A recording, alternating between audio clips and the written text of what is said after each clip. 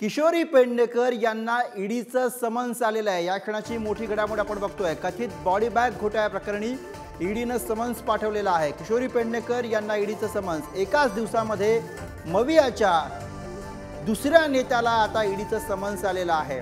आपण बघतोय back to back या बातम्या आलेल्या आहेत। आधी रोहित पवार यांना ईडीचं समन्स आलं आणि त्यानंतर आता किशोरी पेडणेकर ज्या मुंबईच्या माजी महापौर आहेत त्यांना आता ईडीचं समन्स आलेलं आहे। निखिल चव्हाण आपले प्रतिनिधी सध्या आपल्या सोबत आहेत। निखिल, बॅक टू बॅक ही दुसरी बातमी महाविकास आघाडीच्या गोटातनं आधी रोहित पवार यांना ईडीचं समन्स आणि आता किशोरी पेडणेकर यांना सुद्धा ईडीचं समन्स आलंय। निखिल, नक्कीच गुरुप्रसाद, पाहायचं झालं तर याआधी देखील किशोरी पेडणेकर यांची जी चौकशी आहे ती ईडीकडून करण्यात आलेली होती आणि याच चौकशीसाठी पुन्हा हजर राहण्यासाठी ईडीचा समन्स हा आता किशोरी पेडणेकर यांना पुन्हा पाठवण्यात आलेला आहे। या संदर्भातले अधिकचे अपडेट आहेत ते ईडीने आधी देखील घेतलेले होते। कथित कोविड बॅग घोटाळा प्रकरणी ही संपूर्णपणे आरोप आहेत ते करण्यात आलेले होते। त्यानंतर अशा प्रकारचा आज एक समन्स त्या ठिकाणी किशोरी पेडणेकर यांना हा बजावण्यात आलेला आहे। या चौकशीसाठी हजर राहण्यासाठी ईडीच्या अधिकाऱ्यांनी हा संपूर्णपणे किशोरी पेडणेकर यांना सांगण्यात आलेलं आहे। तर पाहायचं झालं तर रोहित पवार यांना देखील निखिल तुम्ही आमच्यासोबत असेच राहा। सुषमा अंधारे सध्या आपल्या सोबत आहेत। सुषमा अंधारे जी, आपण बघतोय की बॅक टू बॅक ही दुसरी बातमी आहे की आधी रोहित पवार यांना ईडीचं समन्स आणि त्यानंतर आता किशोरी पेडणेकर यांना सुद्धा ईडीचं समन्स आलंय। या दोन्ही घटनांकडे आणि एकूणच सुरू झालेल्या कारवाईकडे कसं पाहायचं? बॅक टू बॅक सीन बदलत आहे, बॅक टू बॅक उत्सुकता वाढत आहे आणि back to back cinema climax कडे येत आहे। कारण सिनेमा जेव्हा क्लायमॅक्स कडे येत राहतो त्यावेळेला खलनायक अधिक जास्त ताकदवर। सुषमाताई, मी तुम्हाला थोड्या वेळासाठी यासाठी थांबवतो कारण स्वतः किशोरी पेडणेकर आपल्या सोबत आहेत। किशोरीजी, ईडीचं समन्स आलंय, तुमची पहिली प्रतिक्रिया?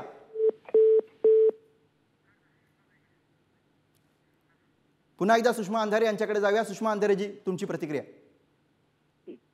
मी मगाशी असं म्हणत होते, मी कालही सांगितलं होतं की डर चित्रपटातला एक फार चांगला डायलॉग आहे की अगर तू मेरी नहीं हो सकती तो किसी और की भी नहीं हो।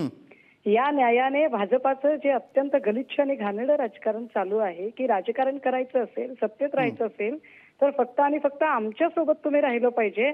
इतर कुठल्याही पक्षात राहून तुम्ही राजकारण करू शकत नाही आणि तुम्ही सत्तेची स्वप्न सुद्धा बघू शकत नाही।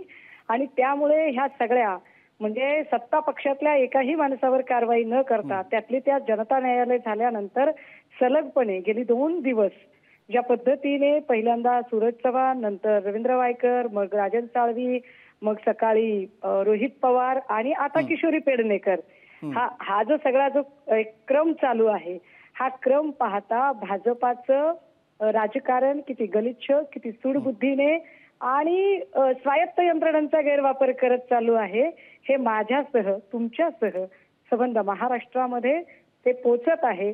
भाजपा एक परसेप्शन क्रिएट करू पाहते, ते परसेप्शन दहशतीचं परसेप्शन आहे की भाजप सोबत आला नाही तर आम्ही तुम्हाला उद्ध्वस्त करून टाकू, तुमचं राजकीय आयुष्य संपवून टाकू। ज्या पद्धतीने भाजपाचे अध्यक्ष जे.पी. नड्डा दिल्लीत आल्यावर सांगितले होते की इथून पुढे एक आणि एकच पक्ष शिल्लक राहील, तो म्हणजे भाजपा।